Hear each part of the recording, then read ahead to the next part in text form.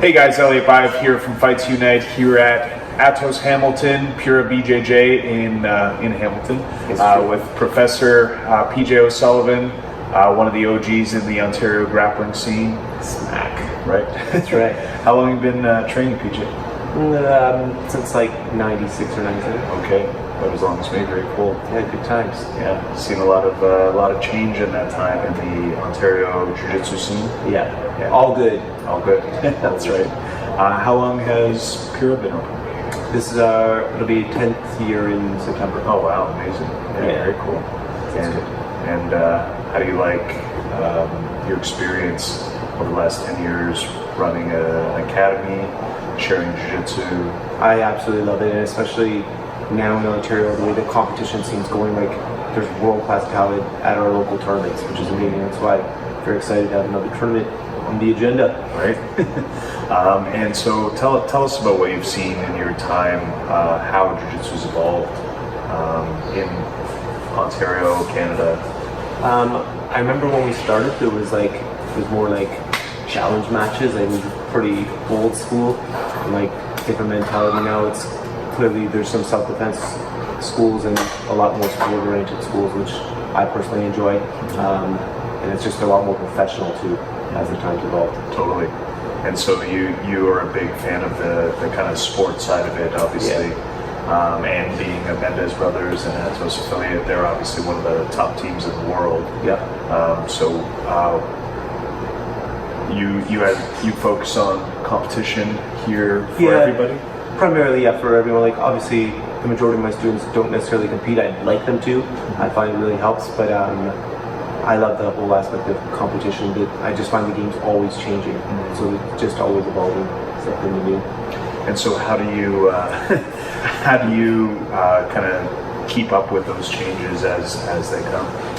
Luckily, I've got a very good relationship with the Mendez Brothers and Andre Valval. Fantastic professors and always in communication and drilling and learning. And what are some of the benefits that you feel like competition brings to people?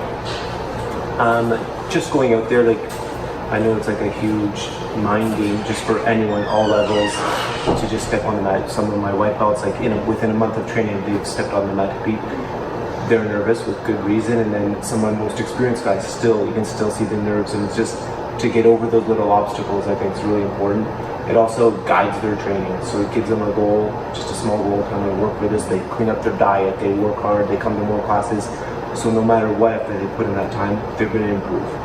You know, whether it be on the mats, off the mats, it's just a great overall improvement. Absolutely, really kind of puts fire under you and focuses everything, gets you to, all right, let's do this. Right, and when you step up in one area, it tends to kind of bleed out everywhere. That's right. Very cool. Appreciate you taking the time. In a few minutes, we'll take a look at a technique as well. Thank you, sir. Thank you. Okay, so we're in De La Riva. I'm going to be pushing down the De La Riva hook and bringing my knee over top, posting out off to the side. At the same time, I'm going to take my leg out, bring it inside, and trap Elliot's top leg down, and coming up on top and pinning in this position. And what happens here is either the person had a grip in De La Riva or they start to push me away, so I lean in to get them to push extra strong. I step my outside foot close and then disappear to take that out.